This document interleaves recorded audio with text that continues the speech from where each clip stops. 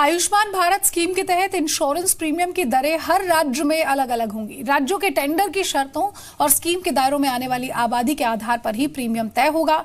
जो बीमा कंपनी प्रति परिवार के हिसाब से कम रकम का कोटेशन देगी, उसे बोली का विजेता घोषित किया जाएगा। राज्यों की ओर से इस बारे में पहला टेंडर छत्तीसगढ़ की ओर से जारी किया गया है, जिसमें बीमा कंपनियों को 15 अगस्त 2018 से 14 अगस्त 2019 तक कवर के लिए टेंडर की बोली मंगाई गई। पहले खबर आई थी कि बीमा कंपनियों के लिए प्रीमियम की रकम 1200 रुपए के आसपास ही फिक्स होगी, लेकिन अब टेंडर जारी होने के साथ इसमें सफाई आई है। प्रीमियम का 60% हिस्सा केंद्र सरकार के हिस्से में आएगा, जबकि 40% राज्य भरेंगे। स्कीम के तहत करीब 11.25 करोड़ परिवारों को 5 लाख रुपए तक का हेल्थ कवर दिया जाएगा। गरीब परिवारों के लिए सरकार इस स्कीम को गेम चेंजर बता रही है। हालांकि निजी बीमा कंपनियां स्कीम में हिस्सेदारी को लेकर ज्यादा उत्साहित नहीं है। सरकार Ayushman Bharat national health insurance scheme को जो लॉन्च कर रही है, उसको लेके अब इंश्योरेंस कंपनियों के साथ बातचीत कहां तक पहुंची और राज्यों ने क्या जो टेंडर जारी करना शुरू कर दिया है? एक state Chhattisgarh has come out with the tender. दूसरे स्टेट्स हैं वो अगले 2-3 हफ्ते में ज़्यादा स्टेट्स टेंडर लेके आएंगे। जैसा कि आपने बताया कि छत्तीसगढ़ ने टेंडर जारी कर दिए हैं, तो टेंडर के अंदर किस तरह की टर्म्स एंड कंडीशंस हैं और क्या इंश्योरेंस कंपनियां जो है वो संतुष्ट है टेंडर के अंदर बताई गई टर्म्स एंड कंडीशंस में? इसके पहले बहुत डिस्कशन हुए थे इंश्योरेंस कंपनीज और गवर्नमेंट और अदर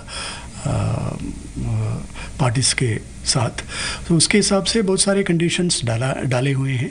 लेकिन जो प्राइस जो बात चल रहे हैं वो 1200 रुपीज़, वो थोड़ा कम लग रहे हैं।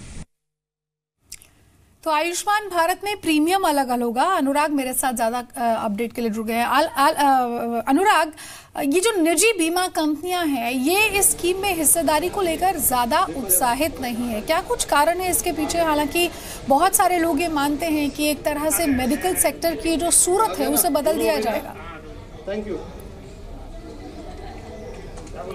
देखिए, सबसे पहले तो मैं आपको बताना चाहूँगा कि जिस तरह से जो सरकार की महत्वाकांक्षी योजना है Ayushman Bharat national health insurance scheme, इसको लेके, इसके लॉन्च को लेके जो अटकलें लग रही थी, उसको वो एक तरह से पूरी तरह से साफ हो गई है, क्योंकि छत्तीसगढ़ पहला राज्य बना है जहां पर इस स्कीम के लिए टेंडर फ्लोट किए गए हैं। और जो टेंडर छत्तीसगढ़ की सरकार द्वारा दिया गया है, उसमें जो तारीख बताई गई है 15 अगस्त 2018 से लेकर 14 अगस्त 2019 तक का जो ये इस कवर होगा, पूरा इंश्योरेंस कवर होगा।